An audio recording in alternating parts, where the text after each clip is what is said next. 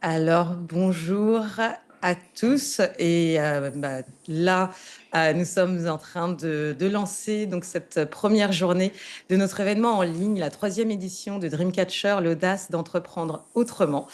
Et la thématique de notre événement, c'est entrepreneuriat, mythe et réalité. Donc l'idée, ça va être évidemment de partager sur le sujet. En accueillant donc 10 experts, on va avoir 10 masterclass qui vont être présentées sous un format assez court, entre guillemets. On va échanger pendant une trentaine de minutes par sujet et prendre des questions. Normalement, on était censé être aussi en live streaming sur Facebook, mais on a un petit problème technique, donc on mettra la vidéo plutôt que le live. Donc de toute manière, les replays seront toujours disponibles. Et aujourd'hui, et du coup, pour commencer et ouvrir ce sommet pour entrepreneurs, nous allons accueillir donc Frédéric Vérin. Bonjour Frédéric. Bonjour Stéphane. J'espère que tu vas bien et que tu es prêt pour cette session. Tout Et à fait. l'idée, donc, c'est déjà, je vais faire une petite présentation pour qu'on voie et qu'on sache un petit peu à qui on a affaire.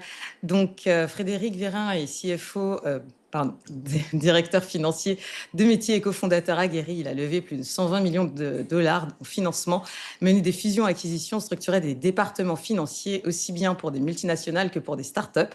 Aujourd'hui, à la tête d'Onward Capital, il aide les dirigeants à y voir plus clair et à prendre des décisions financières avisées. Son expertise acquise tout au long de sa carrière lui permet de guider au mieux les entrepreneurs afin qu'ils déjouent les complexités financières. Et il propose ainsi un service de directeur financier à la demande pour accompagner les dirigeants dans leurs décisions financières clés, que ce soit les levées de fonds, l'optimisation de trésorerie ou encore le pilotage stratégique. Vous avez toutes ces informations sur la documentation que nous vous avons envoyée, ainsi que son lien LinkedIn pour le contacter. Et là, à présent, l'idée, c'est peut-être, Frédéric, que tu nous racontes ton parcours en quelques mots. Mhm. Alors en fait, j'ai un parcours un petit peu atypique. En fait, j'ai commencé ma carrière dans le développement durable, dans le tourisme. Et à la suite de quoi les aléas du marché m'ont amené à refaire des études. Donc j'ai fait une école de commerce et c'est là où j'ai découvert le métier de contrôleur de gestion. Et c'est un métier qui m'a beaucoup plu parce que justement, il met la personne en fait au centre du jeu, c'est-à-dire là où ça se passe.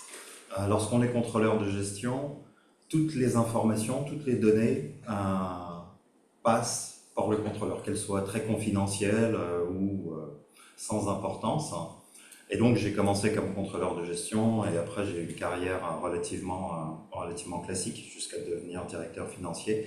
Et il y a une dizaine d'années, euh, j'ai voulu changer, avoir une expérience un peu plus entrepreneuriale et là j'ai cofondé quelques startups et je me suis lancé dans le monde des startups, on va dire. Euh, et en 2024, j'ai créé Onwards Capital pour justement avoir cette continuation. Donc l'idée, c'est toujours d'aider, soit de créer une entreprise moi-même, soit d'aider les autres à grossir leur entreprise ou à les fonder. Et donc la vocation d'Onwards Capital, elle est double. Donc il y a cette partie conseil de soutien aux dirigeants. Et c'est une entreprise en elle-même parce que l'idée d'Onwards Capital, c'est de productiser les services de directeur financier de façon automatique pour les PME. D'accord. Et du coup, l'axe qu'on a choisi pour justement ton intervention, c'est le fait d'entreprendre avec lucidité et expertise financière. Comment est-ce que tu comprends ça? Ou comment est-ce que tu l'interpréterais? Je dirais La lucidité, c'est vraiment avoir un contact avec le réel. Lorsqu'on est fondateur, entrepreneur, euh, on tombe souvent amoureux de son bébé, de ce produit. Et ça, c'est extrêmement néfaste. Et l'idée, c'est vraiment d'avoir ce recul, hein, par rapport à ce qu'on fait, euh, et pour pouvoir continuellement en fait se remettre en question. Parce que c'est très facile lorsqu'on est fondateur, on a une idée, on pense qu'elle est très bonne, mais il faut la confronter au réel, c'est-à-dire la tester auprès des utilisateurs, la tester auprès des consommateurs. Et donc, euh, l'idée de la lucidité, c'est vraiment d'avoir ce recul et d'avoir cet esprit critique. Euh, L'idée, c'est pas d'être... on confond souvent, par exemple, la conviction de certains fondateurs qui, effectivement, ont persisté contre vents et marées. Mais la conviction, c'est pas l'idée que nécessairement que le produit que j'essaie de lancer ou le service, c'est le bon. Souvent, il y a énormément d'itérations avant d'arriver au bon produit, au bon service. Et donc, c'est Mm. ça la lucidité, c'est être capable de pivoter, voire de changer euh, ses produits ou ses services, mais tout en gardant la même conviction, la même vision. La vision ne change pas, mais ça ne veut pas dire que le produit qu'on a entre les mains est celui qui va marcher. Mm. Oui, oui, tout à fait, être assez flexible pour pouvoir justement s'adapter. Et maintenant, pour attaquer un petit peu les mythes et les réalités de l'entrepreneuriat, selon toi, quels sont les plus grands mythes financiers qui freinent les entrepreneurs, notamment ceux qui ne sont pas financiers? Alors, je dirais qu'il y en a un, soit il freine, soit il motive pour des mauvaises raisons. C'est l'idée que si on lève des sous, le business va fonctionner. Donc ça freine pas, c'est à l'inverse. Il y a beaucoup d'entrepreneurs qui se disent, bon, bah, là mon business il est à ce niveau-là, et en fait si j'arrivais à lever des fonds, bah, ça me permettrait de croître. Et en fait ça c'est un mythe, parce que l'argent, euh, c'est une conséquence, euh, c'est un résultat. Ça n'est jamais la raison pour laquelle un produit ou un service fonctionnera.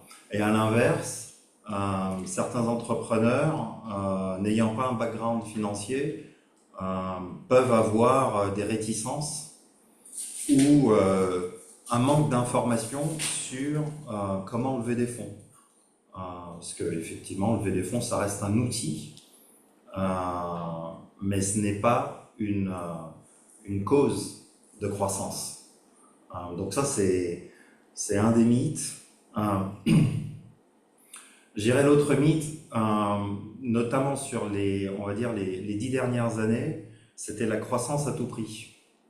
Ouais. Euh, donc, euh, on monte une société et l'objectif, en fait, c'est de générer du revenu. Euh, et ce mythe, il a été, on a dit, nourri par les investisseurs, hein, qui eux ont un mode de fonctionnement très différent, puisqu'ils fonctionnent sur la valorisation de l'entreprise.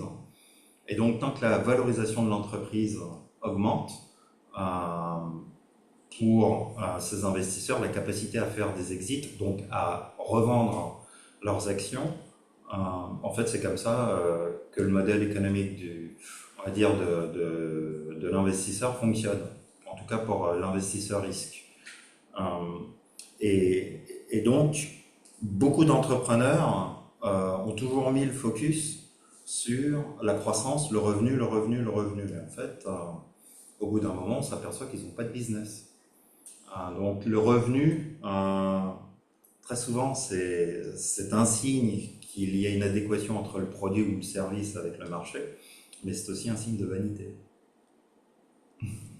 Ça, c'est peu de le dire. Et du coup, quelles erreurs ou croyances limitantes vois-tu souvent chez les fondateurs quand il s'agit de trésorerie, de levée de fonds ou de pilotage stratégique? Au-delà du fait de penser que la levée de fonds, c'est un gage de croissance, ou encore qu'il faut aller vers la croissance à tout prix. En termes de croyances, de croyances limitantes d'un point de vue du pilotage stratégique vraiment Mhm. commun chez les fondateurs, qu'est-ce Je que tu dirais vois? il y a deux choses. La première, c'est l'absence de priorisation. Hmm. Euh, et la deuxième, en fait, c'est l'absence de prévisionnel de cash. Être capable, en fait, euh, de faire une planification de sa trésorerie euh, et de la gérer en fonction de l'évolution de l'activité de l'entreprise. Mais le premier point, c'est vraiment le manque de, de priorisation, c'est-à-dire euh, comment on séquence avec les ressources que l'on a le développement d'un produit ou le développement d'un service, comment on le met sur le marché. Euh, et je dirais la troisième erreur, c'est de penser le service ou le produit, de le lancer et de réfléchir après à la monétisation. Hmm. Il y a beaucoup d'entreprises ou de startups, plus précisément, euh, qui n'ont pas de modèle de revenu en fait. Donc qui n'ont pas un système de monétisation et ils s'en aperçoivent parfois trop tard hein, et ou lorsqu'ils cherchent à lever des fonds, où l'investisseur leur dit ben, oui mais vous allez faire du revenu comment. Il y a une période notamment avec le développement des médias sociaux. C'est comme ça qu'on dit. Oui, Euh, oui, ou des réseaux sociaux, oui, tout à fait, ça marche les aussi. réseaux sociaux, ouais, les réseaux sociaux, voilà, c'est pour ça que ça me paraissait étrange. Euh, ou acquérir des utilisateurs hein, ou avoir du trafic, en fait, c'était uniquement l'objectif d'un très grand nombre d'entrepreneurs. Et en se disant, bon, ben, si j'ai 200 000, 500 000 ou 1 million d'utilisateurs, on verra la monétisation après. On arrivera très certainement à avoir des revenus de la publicité ou autre.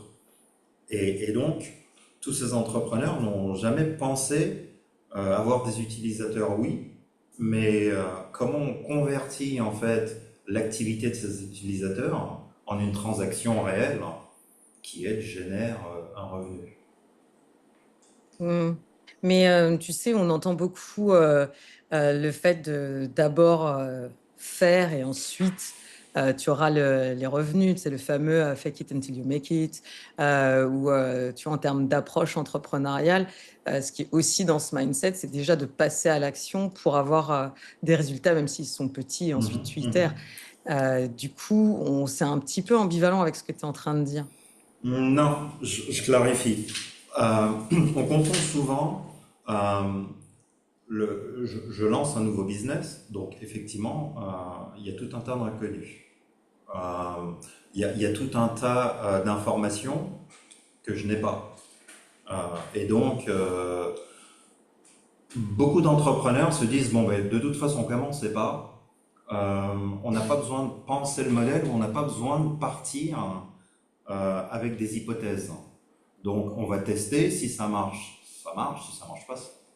Le problème, c'est que lorsqu'on n'a pas d'hypothèse de départ, ou lorsqu'on n'a pas pensé un modèle au départ, et lorsqu'on le teste, on ne peut pas le mesurer.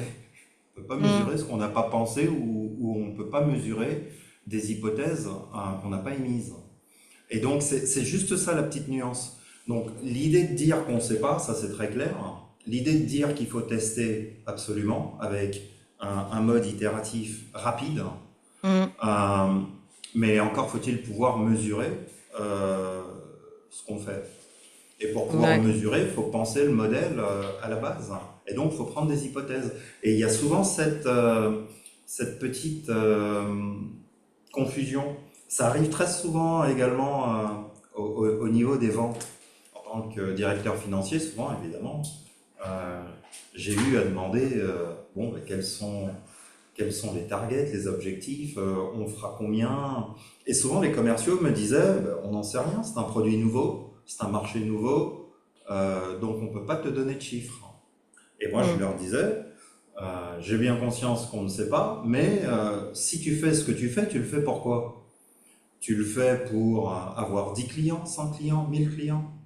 Euh, et donc, c'est l'hypothèse de départ, hein. Le fait qu'on pose des hypothèses, ça pose un cadre. Ça pose un cadre qui permet de mesurer plus tard.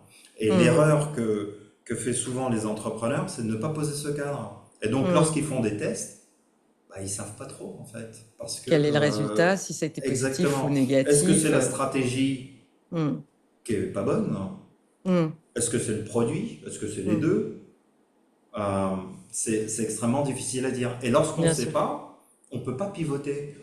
On ne peut pas se dire, bon, ben, on va modifier tel ou tel paramètre ou on va ajuster telle ou telle initiative. Et c'est ça Mhm. l'erreur, en fait. Donc, ne pas savoir, ça c'est évident, Mm. euh, mais ne pas penser euh, les objectifs qu'on souhaite atteindre, ça c'est une erreur. Mhm. Oui, d'accord, je comprends mieux la différence en fait. Et en fait, c'est ce qui rend une entreprise plus pérenne. En fait. C'est là que ça se joue. Si tu es en mesure de savoir combien, si par exemple, tu parles à 100 prospects, tu sais que tu vas potentiellement avoir 5 à 10% de ventes ou de réponses positives par rapport à ton offre. C'est pas pareil que si tu parles à 100 personnes lambda qui ne sont pas nécessairement qualifiées. Donc en fait, sur la démarche, on essaye d'orienter et c'est plutôt vers ça que Exactement. c'est vers ça que tu vas avec tes hypothèses. Et c'est en effet ce qui fait la différence entre les entreprises qui vont durer plutôt que donc soit tu arroses dans tous les sens et tu regardes ce qui marche. Exactement. Et donc tu peux arroser sur 100 personnes, mais du coup, si c'est même pas des personnes qui sont intéressées par ce que tu fais, tu n'auras pas le même résultat que si c'est 100 personnes qui sont déjà intéressées par ton produit Mhm. potentiellement. Et sur Exactement. celle-là, tu vas chercher le pourcentage. Ouais. Et ça, tu peux l'avoir quand as un tracking, que tu as un réel suivi par rapport à ces Exactement. données. Ouais, Il tout à faut bien fait. segmenter. Je prends souvent l'exemple du tuyau d'arrosage. Imagine que tu aies 50 litres d'eau et tu as une foule en face de toi. Mais si tu ne segmentes pas, donc si tu n'as pas pensé tes hypothèses, qui tu vas targeter, etc., etc., et que tu asperges tes 50 litres sur la foule, chacun va recevoir quelques gouttes. Donc rien, zéro résultat. Mmh. Ok. Certains vont même pas sentir. Alors qu'en fait, quand tu segmentes, Mmh. parce que tu as des ressources limitées, Mmh. euh, bien là, tu peux mesurer. Donc voilà, j'ai touché Monsieur X et Madame Y. Par contre, ça n'a rien fait, donc ça marche pas. Ou alors ça Mmh. marche. Mmh. Euh, donc il faut vraiment bien penser le modèle, les objectifs qu'on cherche à atteindre et bien segmenter qui on cherche. La plus grosse erreur que font les fondateurs lorsqu'ils parlent à des investisseurs, c'est lorsqu'on leur demande la taille de leur marché. Et Ouais. donc, évidemment, là, souvent les produits, effectivement, s'adressent à des centaines de millions de personnes. Et donc, ça correspond à des milliards de dollars de revenus. Euh, et là, on sait tout de suite que ça marche pas. Parce Ouais, qu'en fait, ouais, ouais. souvent, quel que soit le produit, ça démarre avec une niche. Mmh, Donc, mmh, mmh. qui tu vas cibler en premier? Et ça fait référence à ce que je disais au départ sur la priorisation. Mmh. Il faut vraiment être hyper focus parce qu'on a des ressources limitées lorsqu'on est entrepreneur, Tout à notamment au fait. début. Tout à fait. Mais je pense que c'est très important ce que tu es en train de dire parce que souvent, je vois dans mes accompagnements également, puisque du coup, je fais aussi du conseil stratégique, la plus grosse, l'endroit, en tout cas, où il y a le plus à redire, c'est vraiment sur l'étude de marché où je pense que tu as tu as cette balance entre l'enthousiasme de vouloir faire ce que tu veux faire Mhm. et derrière, étudier le marché de façon un peu froide, entre guillemets, histoire de comprendre mais où sont enfin, où est ton marché? Est-ce que tu as un marché? Si tu n'as personne sur le marché, peut-être qu'il y en a qui sont venus avant et qui sont repartis, donc ce n'est pas Mhm. nécessairement une bonne nouvelle. Et du coup, toute cette analyse, elle part un peu à la trappe, un peu du fait aussi de cette volonté de faire, cet enthousiasme à vouloir proposer son service. Et je pense que c'est en effet vraiment Mhm. important de pouvoir l'expliquer pour qu'ensuite on puisse réaliser la limite de cette présentation quand on commence et que justement on est en train de vouloir montrer tout le potentiel de son marché. Mais déjà, il faut connaître son marché et c'est vraiment un challenge qui n'est pas nécessairement pris Mhm. à bras le Et corps c'est par pas facile les parce que ça entrepreneurs au requiert départ.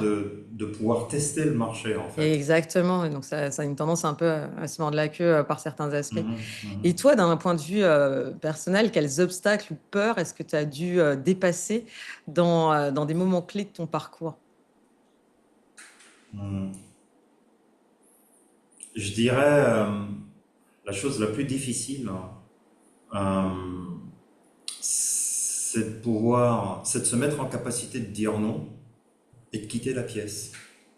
Lorsqu'on a un entrepreneur, qu'on parle à un investisseur, on a besoin de cash. C'est une question de survie. Qu'on parle à un client potentiel, un prospect. On a besoin du client, particulièrement lorsqu'on est en phase de décalage. Euh, et bien, même dans ces situations où on pourrait penser que si on n'a pas ce client, si on n'a pas l'argent de cet investisseur, c'est la fin. Et c'est pour ça que c'est dur. Il faut toujours être en capacité de pouvoir dire non et de quitter la pièce. C'est pas juste un élément de négociation, parce que parfois, peut-être même souvent, vous allez devoir quitter la pièce et puis il n'y aura pas de résultat. Vous aurez perdu ce client ou vous aurez perdu cet investisseur. Mais en fait, sur du plus long terme, euh, c'est souvent gagnant. Ouais, c'était peut-être pas ton Euh, investisseur ou ton client, quoi. Exactement. Pas tous les clients sont bons à avoir Hmm. et certainement pas tous les investisseurs sont bons à avoir. Parce que si l'argent n'a pas d'odeur, l'argent a des vocations. Et lorsqu'on est Hmm. entrepreneur, il faut bien distinguer de qui on va prendre l'argent. C'est-à-dire pas tous les investisseurs ont les mêmes objectifs stratégiques qui soient alignés avec ce que l'entrepreneur souhaite réaliser. Et un investisseur, c'est deux choses, hein, soit trois choses. Soit il se passe absolument rien, bon bah c'est bien. C'est-à-dire que c'est un investisseur purement financier, il est tout le temps absent, c'est super. Soit il va vraiment aider l'entreprise, parce que il y a un alignement, il y a une convergence. Soit en fait il va Hmm. détruire l'entreprise. Parce que lui, ses objectifs, à un moment, je vais vous donner un exemple. À un moment, quand l'investisseur il arrive en fin de cycle de son fonds, il doit le fermer. Ok. Donc lui, il doit faire une exit. Il doit vendre ses actions. Et la conséquence de ça, c'est que s'il est en position de force dans le conseil d'administration, eh bien, il va pousser en fait l'entreprise sur des choix stratégiques très court terme, de façon à ce que lui puisse vendre ses parts. Hmm. Et ce qui peut amener, comme toujours, Hmm. des choix stratégiques extrêmement court terme, que Hmm. ce soit par exemple investir énormément en marketing pour booster le revenu, Hmm. donc c'est un revenu artificiel, ou un certain nombre d'initiatives qui vont pas en fait pérenniser l'entreprise sur le long terme. Mais eux, D'accord. c'est pas leur sujet. Eux, leur Hmm. sujet, c'est de faire une exit. Et beaucoup d'entrepreneurs ne comprennent pas ça. Euh, Si on lève des fonds alors qu'il reste une année à cet investisseur, il faut peut-être se poser Ouais. la question, mais comment ça se passe après, Hmm. en fait? Hmm. Donc, Hmm. parfois c'est bien de dire non, mais c'est dur, hein. C'est sûr. C'est Bah, super dur. pour les raisons que tu donnes, mais évidemment que c'est dur. Des fois, t'as pas l'impression d'avoir le choix. Et ce que j'entends, Mhm. c'est que c'est bien Il faut se donner d'essayer de le se choix. donner les options, Ouais. voilà. Savoir aussi, du coup, garder la tête froide, ce qui est un petit peu le challenge dans ce cas-là, parce que tu peux être pieds et mains liés, tu peux Mhm. des fois du coup faire ces choix-là parce que tu as l'impression que tu n'as pas d'autres options, d'autres possibilités à l'instant Mhm. T. Et c'est vrai que c'est pas si simple. Ce qui enchaîne, ce qui revient un petit peu à la question que je voulais te poser ensuite, qui était en quoi est-ce que le fait d'être bien entouré transforme-t-il la manière de prendre des décisions financières? Alors, je limiterai pas ça à des décisions financières, je dirais décisions tout court. Euh, je dirais un entrepreneur,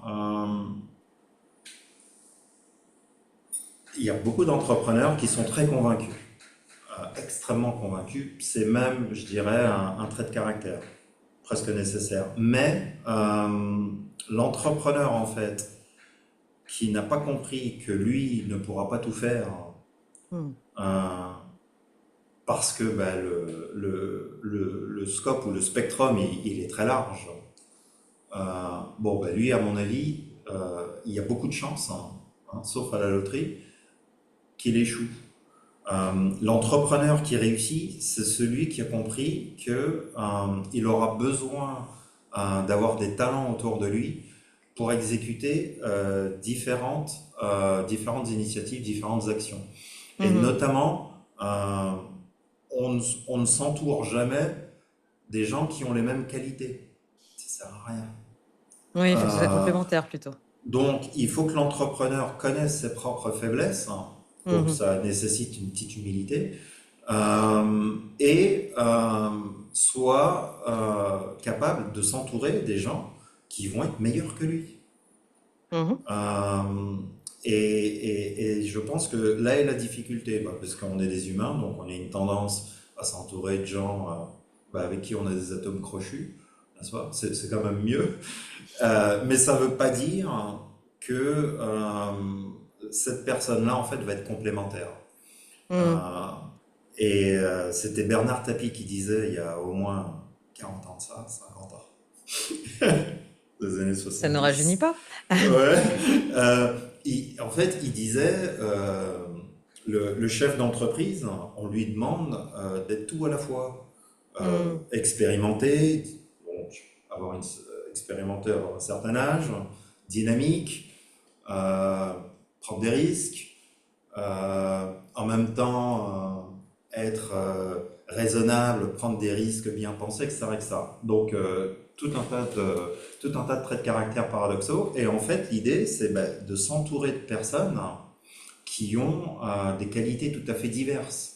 Et moi, quand je pense à la diversité, c'est à ça que je pense. Par exemple, Mhm. il faut, quand je recrutais à l'époque, je Mhm. recrutais sur mes faiblesses.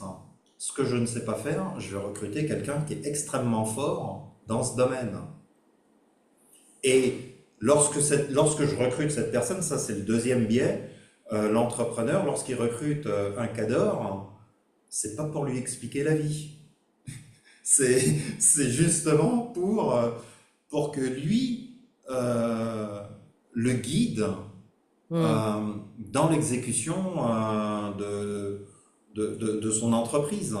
Mhm. Et c'est là où il faut un peu d'humilité. Souvent, les entrepreneurs en manquent ou manquent de flexibilité. C'est pas parce qu'on est PDG que on a réponse à tout. Et donc, lorsqu'on recrute des experts ou des personnes supposées exécuter, bah, il faut être en capacité de les écouter Mhm. et de les suivre. Oui, bah oui, par définition. Par Et, définition, mais ça arrive pas souvent.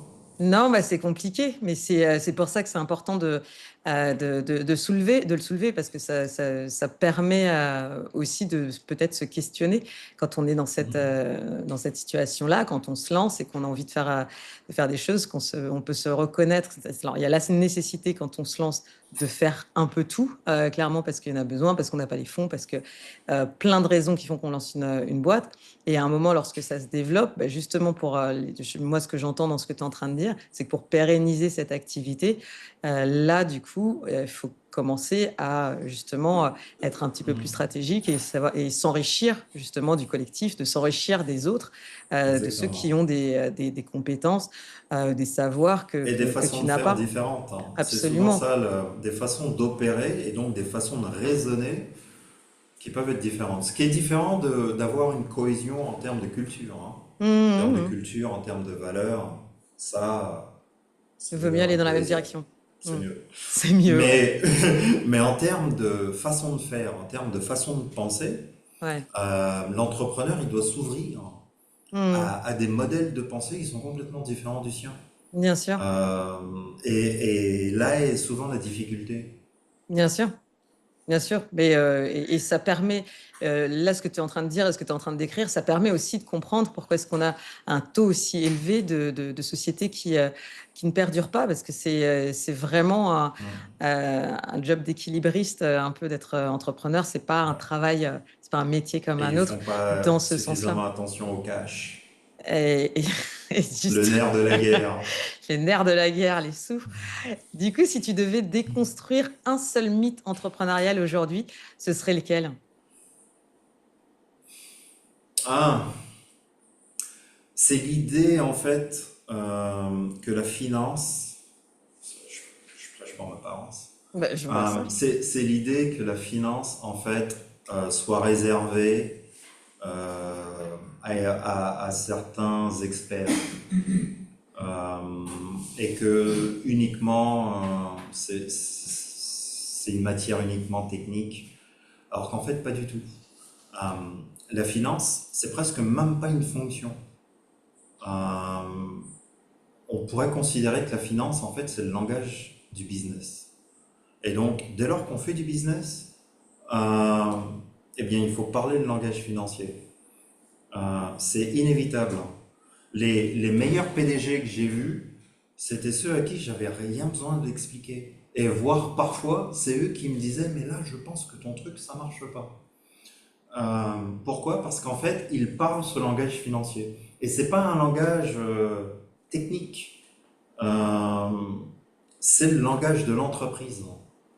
C'est quels sont les moteurs, c'est comprendre quels sont les moteurs de l'entreprise et décortiquer en fait ces moteurs pour pouvoir bien comprendre toutes les articulations et comment bien comprendre en fait lorsqu'on prend une décision, quels sont les facteurs que ça inclut et donc les conséquences et comment on priorise. En Mhm. fait, ce langage de la finance permet à tout un chacun de prioriser. Ouais. Une fois qu'on a des objectifs, une fois qu'on a priorisé, ben, on est capable d'allouer des ressources, dire bon ben voilà par rapport à mes priorités, et donc on est capable de se projeter euh, sur ce qu'on pourrait dire la gestion des risques. Bon ben voilà, moi je ne fais pas ça, mais ça aura quoi comme conséquence si je le fais pas? Et en revanche, si je fais pas ceci, ça aura quoi comme impact? Donc, Mhm. je dirais le plus grand mythe, c'est de penser que la finance, c'est pour les experts. La finance, c'est pour tout le monde, hein. C'est le langage, il faut parler. Et si on veut être entrepreneur et qu'on ne parle pas la finance, c'est comme si on était analphabète. Ah ben, ça a l'avantage d'être posé. Et Voilà. du coup, tu vois, du coup, pour la prochaine question, je me dis, bah, c'est presque déjà un mantra. J'allais te demander, est-ce que tu as une citation ou un mantra qui t'accompagne dans ta façon d'entreprendre et de conseiller? Euh, je dirais, alors j'ai pas de mantra particulier, hein, mais je dirais chaque euro dépensé doit apporter, doit poser une petite pierre sur le chemin de la réalisation de son objectif. Hmm. Sinon, il ne faut pas dépenser l'euro. Ça sert à rien. Voilà. Chaque euro dépensé doit aboutir à la réalisation de ses objectifs d'entreprise. Et si, j'élargis un petit peu le sujet, mais comment est-ce que toi, tu vois l'évolution du rôle des dirigeants dans les années à venir? Tu vois, par exemple, tu disais que si tu parles pas la finance, tu es analphabète dans le business. Je la garde pour plus tard, celle-là, pour commenter ta présentation. Mais comment est-ce que toi, du coup, aujourd'hui, avec tout ce qu'on voit se développer pour justement aider à avoir encore plus d'outils et d'éléments pour perdurer en soi, comment est-ce que tu vois l'évolution du rôle de ces chefs d'entreprise? Alors, ils auront de plus en plus d'outils à leur disposition, Mm, et ça, c'est super, hein, parce que mm, au bout du bout, avoir de la clarté euh, et pouvoir prendre des décisions, on va dire, de manière éduquée, euh, informée, c'est extrêmement important. En revanche, euh, je dirais que le piège, c'est d'être surinformé, d'avoir et on le voit déjà. Bon, hein, c'est souvent lié à des traits de personnalité, mais comme on dit, il faut prendre des décisions qui s'appuient sur des informations. Super, mhm, normal, tout le monde dira OK. Mais avec la multiplicité des outils, notamment avec l'IA, on va être submergé d'informations et trop d'informations en fait bloquent le processus décisionnel. Parce que si on cherche en fait à avoir le maximum d'informations possible et toujours plus, au bout du bout, on ne fait rien. mm, Donc, il y a cette acceptation de l'incertitude, de l'inconnu, euh, mm. qu'il faut tester. Euh, et je pense que ce sera de plus en plus facile, et ça c'est super, hein, pour les entrepreneurs, d'être capables de créer des services ou des produits avec de moins en moins de capital. Et ça c'est une très bonne nouvelle. Ça c'est l'IA qui va jouer un rôle fondamental euh, dans ce domaine, parce qu'on est capable aujourd'hui, et encore plus demain, euh, d'avoir des agents IA et de ne plus avoir à recruter. Donc lorsqu'on est un entrepreneur, c'est extrêmement important, notamment lorsque on n'a pas de sous ou on n'a pas beaucoup de sous. Et donc je pense que ça va donner la primeur à ceux qui sont capables de créer et à ceux qui sont capables d'exploiter l'information. Donc l'entrepreneur dans cette mare d'informations qui est capable de faire le tri, il tirera son épingle du jeu. Du coup, c'est une belle façon de nous partager pour terminer cet entretien et pour ceux qui nous écoutent et qui veulent entreprendre, comment avoir un peu plus de clarté justement dans sa prise de décision, comment utiliser les informations financières et qu'est-ce que c'est exactement. Le fait de démystifier le fait que ce soit propre à des experts, à des personnes spécialisées dans le domaine. Donc, dans ce sens-là, je pense que c'est ce qu'on peut un peu retenir de ce que tu as partagé avec nous. Et pour finir, où peut-on te trouver ou te contacter pour en savoir plus sur Onward Capital Soit sur mon site web, soit effectivement mon profil LinkedIn. Euh, qu'on a partagé par voilà. ailleurs? N'hésitez pas, je suis toujours gourmand de connaître des nouveaux business ou des nouvelles problématiques. S'il y avait une seule chose que tu voudrais qu'on se souvienne de ta masterclass, ce serait quoi? Ouais. Euh,